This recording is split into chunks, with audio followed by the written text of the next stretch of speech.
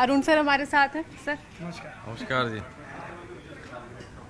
कन्हैया जी, ये बताइए कि क्राइटेरिया आप कैसे फिक्स करेंगे। मान लीजिए कि कोई पुराना कांग्रेस पार्टी का पुराना आदमी, वो तो आप रेक्टिफाई नहीं कर सकता, आपके मानदंड पे खरा नहीं उतर सकता, है ना। वो कहेगा कि भाई वो चाहे जितने नंबर लाने की कोशिश करे, आप पास नहीं होगा आपके हिसाब से, क्योंकि राम मंदिर बन गया करीब करीब। लेकिन ये बताइए कि अब आपका आगे कांग्रेस का कोई पॉलिटिशियन कहे कि भाई कन्हैया जी मेरे लिए एक प्रोफार्मा बना दें उस हिसाब, ताकि हम पास कर जाएं, तो उसके लिए क्या क्राइटेरिया होगा आपका? कोई क्राइटेरिया नहीं साहब। उसके लिए उनके राज्य के अंदर जो मंदिर है वो तो दिखता ही है, जो आदमी कितना जाता है, कहाँ जाता है। अब अरविंद केजरीवाल जी अगर वहां पर नमाजियों के बीच में जा सकते हैं, मस्जिद में जा सकते हैं, तो उतना ही मंदिर में आए, हमें नजर आए। अब यमुना जी गंदी है, अगर यमुना जी साफ करने के लिए अरविंद केजरीवाल जी कोई बीड़ा उठाए तो हमारे लिए सनातनी है। तो नहीं, लेकिन गंदी वाला तो लोग कह सकते हैं कि गंगा जी भी अभी पूरी तरह साफ नहीं हुई। काम तो किया गया, याद तो किया गया। किसी ने याद ही नहीं किया 14 से पहले। आप बताइए, नमो गंगे प्रोजेक्ट जो आया, किसने याद किया? तो आपके लिए तो राजनीतिक लोग ये कहने लगे हैं कि आपका पूरा जो वो है क्राइटेरिया है, वो सिर्फ बीजेपी, योगी और मोदी को बड़ा दिखाने के लिए है।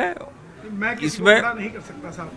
मेरे अंदर इतनी क्षमता होती तो मैं उन्हें कब का प्रधानमंत्री बना देता। मैं उन्हें बड़ा नहीं बना सकता। मैं तो सिर्फ जो उन्होंने काम किए हैं, अगर मैं जो बोल रहा हूँ उसमें कतई झूठ है, एक रत्ती भर भी झूठ है, तो मुझे कोई गलत कह सकता है। देश के अंदर जो काम हो रहा है उस काम को बताने में, सनातनियों को बताने में तकलीफ क्या है? देखिए, इसमें ये हुआ है, लोगों का ये कहना है कि आप में एक अद्भुत पॉपुलैरिटी वाला वो तो है, आप जो गा देते हैं। हम लोग अक्सर बात करते हैं और देखते भी हैं कि जो राम को लाए हैं हम उनको लाएंगे, वो लोग शादियों में भी उसमें डांस हो रहा है। वो ऐसा वो बन गया एंथम कि वो स्वाभाविक तौर पर ये लोगों के दिमाग में घुस गया और लोग डांस कर रहे हैं। बहुत जगह तो ऐसा भी हुआ होगा कि मान लीजिए दूसरे लोग भी, गैर सनातनी भी मान लीजिए शादी में, वो भी डांस कर रहे हैं।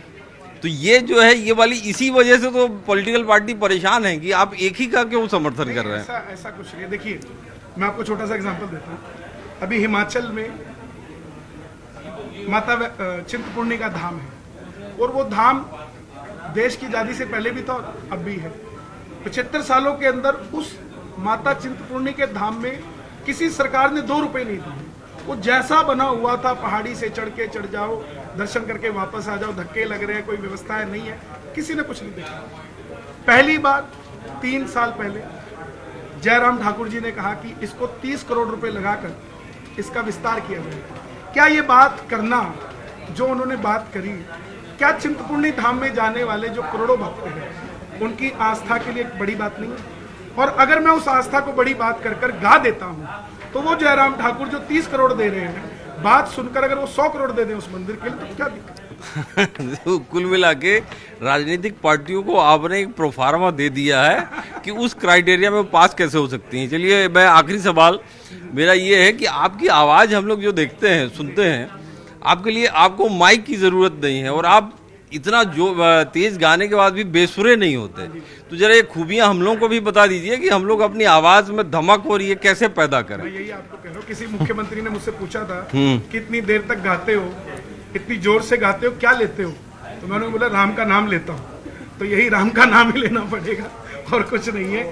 ये उस अपना काम वो करवा रहे हैं, मैं कुछ नहीं कर रहा हूँ। वो जो काम करवा रहे हैं उसके लिए ताकत भी उन्हें ही देनी पड़ेगी। तो वो ताकत वाली एक आध आवाज सुना दीजिए ताकि मैं माइक आगे बढ़ा सकूं फिर। जय श्री राम का नारा बोलो अब ऊंची आवाज में, भाग जाग गए भैया हमरे मोदी जी के राज में।